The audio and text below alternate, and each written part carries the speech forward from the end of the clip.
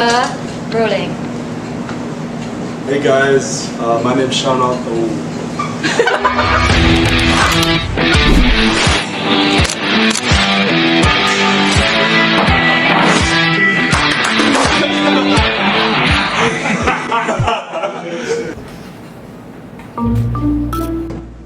Hey guys, you gotta get over here. It's important. Oh, man.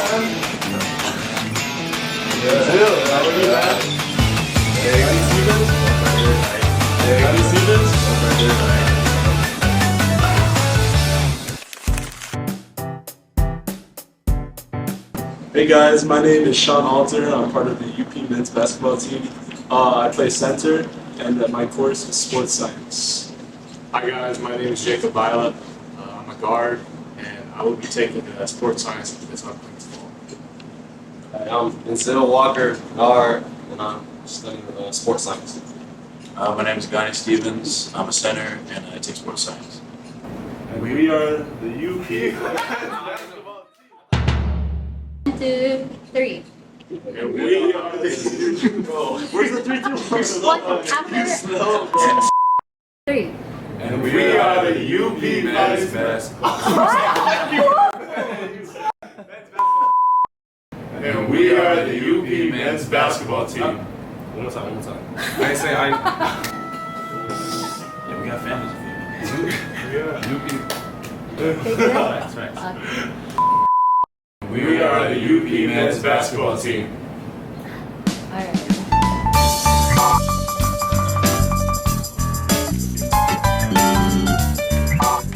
First question is, what's the best part about being a student athlete at the University of the Philippines?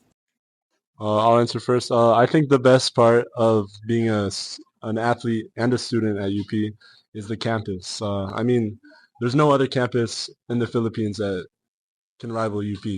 I mean, it's so green, it's so big. Uh, it really feels different from every other campus, and I don't think people appreciate that enough. And I think we need to appreciate that more as athletes and students. Probably, just being able to, study and play basketball as a college athlete. Not everyone gets that opportunity, and it's just a blessing from God. So The best part is just how welcoming the community is. That's the best part to me. Yeah, I'm a piggyback off of what Sean said. Definitely the campus. Like you don't really experience like you always hear about it, but like being on is different. Like Area 2, good food, stuff like that. And then also, just like UP, like as a school, like like you always hear about how like the history of it and like the great alumni it has. So like being a part of that's really like a big part of why we're all here.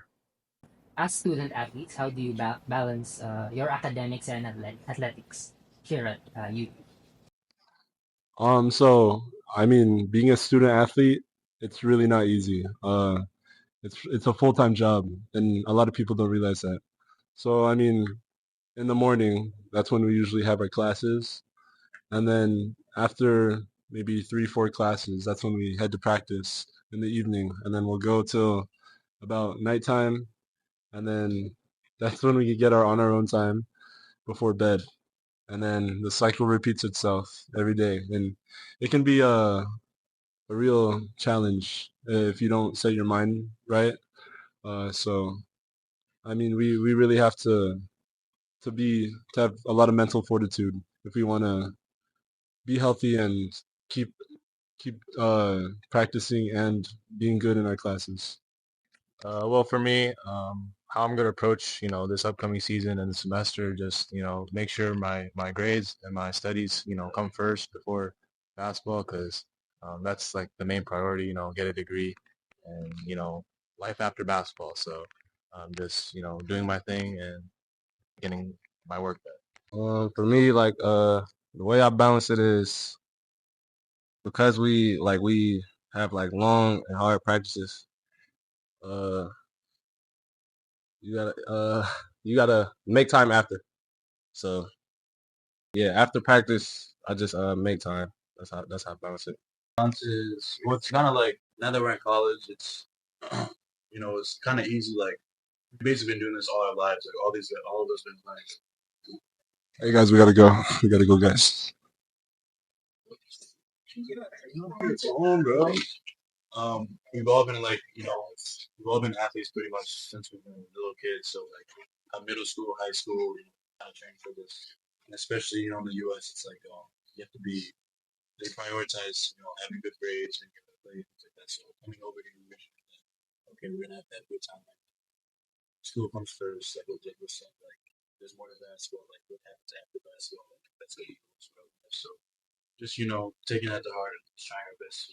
Balance it. Practice, getting good classes. I try not to get anything at 8 a.m. I try first class at 10. Just getting class, guys. Smart guys. Excited. Excited. So aside from the hardship of balancing, let's go to like the positive side. So what unique opportunities have you experienced as a student athlete? Yeah, so unique opportunities being a student athlete at UP. Uh, I mean, I feel like we need to view ourselves as at the same level as every other student. I mean, we're not special. We're all human, and I mean, it's really cool walking around campus. People will come up to you and take pictures of you, and it's really cool to see how much the fan base cares about us, and that's why we work hard every day, because we really need to give back to the fans that we appreciate so much. For me, I think like a positive and unique opportunity is definitely playing at this well-renowned school. Getting to study at this prestigious school, one of the best schools in the Philippines. For academics and also basketball. So just that's a great opportunity, and I hope like all of us can take and make the opportunity happen. Yeah, just what Jacob said. Like, we got into. Whoops.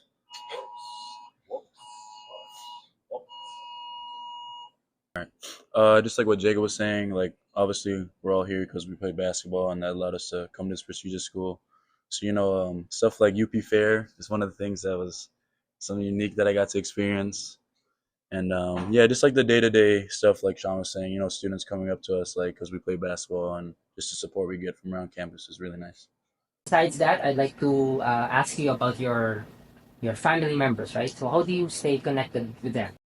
Yeah, so we live in the 21st century now, so everything is online. I mean, I definitely call my family, my parents, at least once a week, uh, if not more.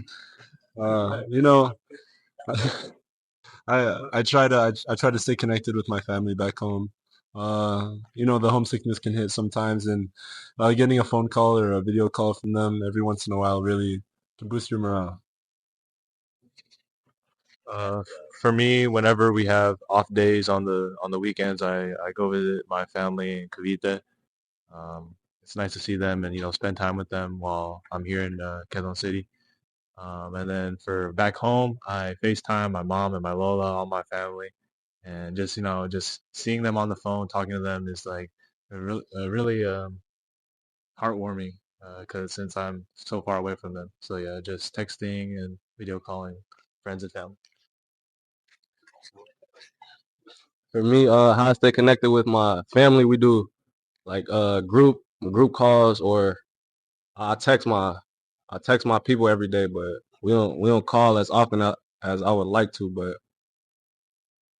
that's how I stay connected with my family from the States. And my I got family in Pangasinan. We do like video calls to my grandma and grandpa. And with my friends back in the States, we play the game. That's how we stay connected. We get on PS5. For me, I have a lot. I'm connected with a lot of my family here in the Philippines, and a lot of them live in Metro Manila. So they're usually like always coming to see me like whenever they can. And then for my family back home in the U.S., like Sean was saying, we have stuff like Messenger, like FaceTime. So everyone's just like one FaceTime call away. And then usually when that homesickness is hitting, like that's about the time that we're getting ready to go back home and visit them. So it kind of lines up perfectly. Right. 21st century guys.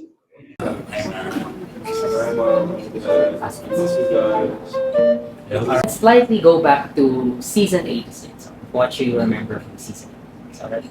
So the rookies, they can answer what they can answer, even from viewing, not from since they haven't played yet. So this is most likely directed to Sean and Guy. So we would ask, what was the most, I mean to Sean, what was the most challenging part of last season? The most challenging part of last season, season 86. I mean, it was my first year of college, so there's a ton of adjustment. Not only that, I'm also 6,000 miles away from where I've lived my whole life, and that was also a big challenge for me. Uh, I feel like I faced a lot of homesickness last year. So, going back to the question about calling our parents and staying connected with our family earlier, uh, that was one of the big things getting me through the season. But I mean, aside from that, I had a lot of great friends here. Gani, Denzel, Jacob, and a bunch of other guys. They really, they're really close to me. We sometimes we'd eat after practice, after games, and we'd really just be best friends with each other, so we can stay connected off the court and on the court. When you first entered, or maybe for the others, when they first experienced UP game, like technically you all played in Phil Oil, Pinelli, and also other gyms. What was your first reaction when you entered through the arena? When you saw the crowds, the UP crowds, when you heard the drums? So what was your first reaction? I mean, a lot of people have told me what a UP game is like, and you really don't know what a UP game is like until you go to a UP game. So it's you're shocked when you walk in because I mean the drums are blaring, the crowd is going crazy. It's really, I'd say, one of the loudest basketball arenas in the world. Playing in front of all the fans, all the alumni. It's really and it's really heartwarming to see that they're all cheering for you, and that's why we really try hard to give back to the community. We work hard for them every day because we want to win them a championship. My first time experiencing like a UP game was in 2022. I was around 16 years old. It was the finals against DLSU, game 1 or 2. I walked in. It was COVID like during that time, so there was a lot of people still, and just seeing like the community and the love, all the fans cheering, like what Sean said, the drums. It just really wanted me. I wanted to go to UP after seeing all that and just like the love and support and how good the basketball is. So yeah, just seeing that and just really made me fall in love with UP. My first impression on the UP game, it was like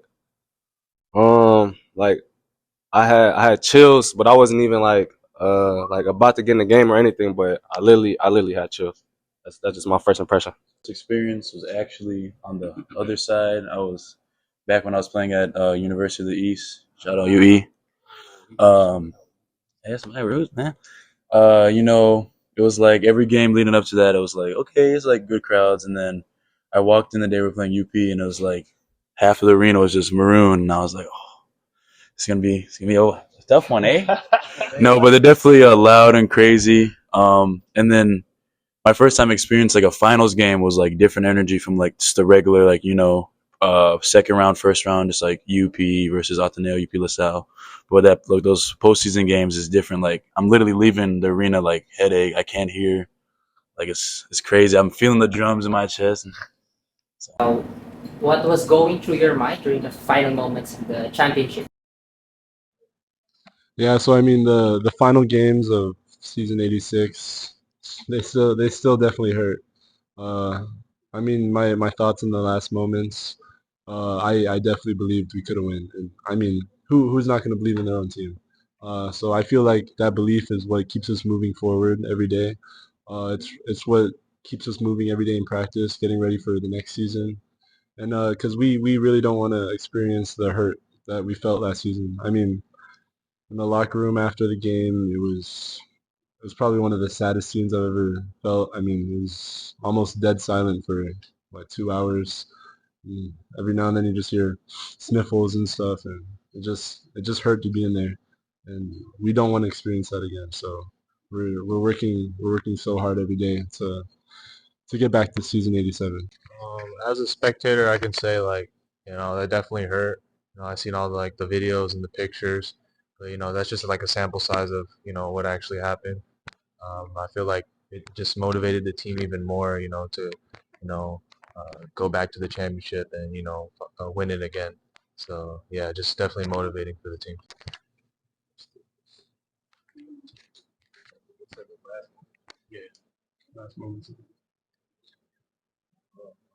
For me, it was heartbreaking because I seen like how hard the guys was working all throughout the season, and yeah, it was just heartbreaking to see that the seniors didn't win it, CJ and Malik, but the leaders and the Kuyas from this year, like you can still see like that they're like super motivated from it, and they like will not let that happen again.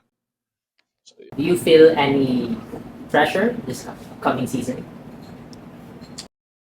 Yes, and I'll elaborate a little more. It's it's a good kind of pressure. It's a pressure that we want to win. It's a pressure that we're gonna be fighting for the UP community, the UP fans, and we're gonna use this pressure to get better every day. Yes and no. Yes, because we have um, a lot of teams want to beat us, and it's going to be like what Gani said, or Denzel. A lot of teams have us on our calendar.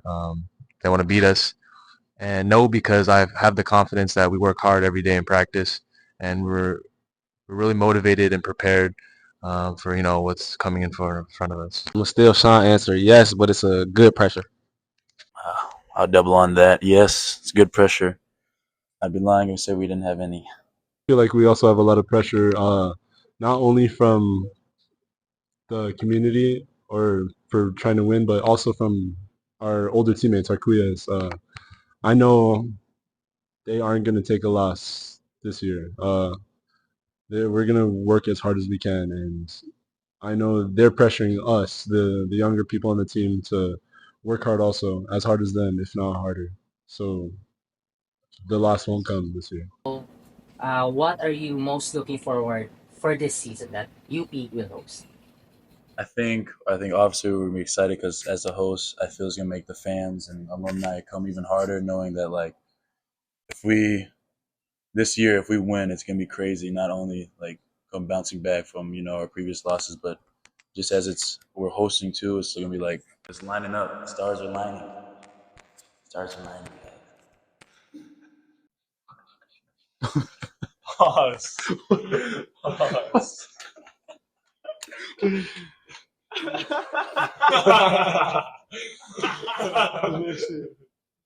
What message do you have for your adoring, loyal UP fans, even not UP, as long as they're fans, right? We're not going to let you down this season. We're working hard every day, and we're not going to let that loss happen again. I just want to say thank you for all the support you've been giving us, and continue to support us throughout the season, and keep cheering us on. Yeah, I just want to say thank you. We can't do it without y'all, so yeah, thank you guys. Yeah, just want to say like thank you guys for supporting us, and we promise to bring a championship back to Diliman. So we'll play a game called Who's Most Likely to Make Everyone Laugh During Practice? 1, 2, 3, go! Raylan. Oh, Raylan Thorst. what? So Raylan gonna make the Filipinos laugh. Gani gonna make us laugh. yeah, sorry. The big guys are trollers. Big guys are trollers. Who's most likely to get the messiest locker? Francis Lopez. Or say Francis. Francis. All right, Francis, can you hear this? My bad. Who's most likely to fall asleep on the bus after a game? Who's that sleepy guy on the team? Mark. Oh, Mark. Mark Belmonte. Mark. Always in the back of the bus, sleeping. All right. Who's most likely to be late in practice? I say we're pretty responsible. Yeah. I say we be on time for the most part. Ooh, Sean did just show up late last week. Yeah, this guy, huh?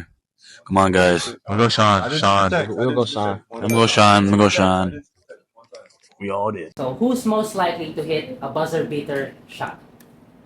I'm gonna go JD Kaguganangan. I'm gonna go Harold. I'll go bye. Oh, Swaggy Blade. Cash Yeah. money. That's your guy, huh, bud? Pregame. Who's most likely to get the team hype before a game? I'll this. I'll do. He piggybacks off. Aldous Torculas or Sean Alter. Sean Alter has a good dance. His dance. Yeah, dance right now, Sean. Sean. Yeah, I say Aldous Torculas. Homegrown. Gym time. Who's most likely to spend the most time in the gym? In there. Who low key? Like who's low key? I got two answers. I'm going Chico. I know Chico. Let go, Harold. I'm gonna go Harold too. Yeah, that's a Quentin. good one. Who's most likely to bring the best snacks on a trip, whether overseas or? I like to eat. I think I vote myself. Bring a few snacks with me. I have no answer. I'll go Jacob Regani. I don't know. Jacob was asking. You were asking me for snacks earlier. Let's go Thanks, Gani. guys. These guys. The answer is Gani. Danny Stevens. Who's most likely to get scolded by coach? Wow. Tough one. Sean Alter. Sean. Why? Why do you get scolded all the time, Sean? Yeah, man. I ain't gonna say why. Just Sean. That's one of the answers. Ooh. I got two answers. Can I give two answers? Sure. Okay. Oh my God, there's so many people. All right, for the guys here, I'm sorry, I'm gonna have to go Sean. And it's for the Filipino guys, it's kind of tied between all the guys that went to NU because they kind of have like a personal relationship. So Coach Gold's like he knows the best they can play when they don't do that. He's extra tough on them. But yeah, those two guys. Soon as the rain down on me. Maraming salamat mga supporters and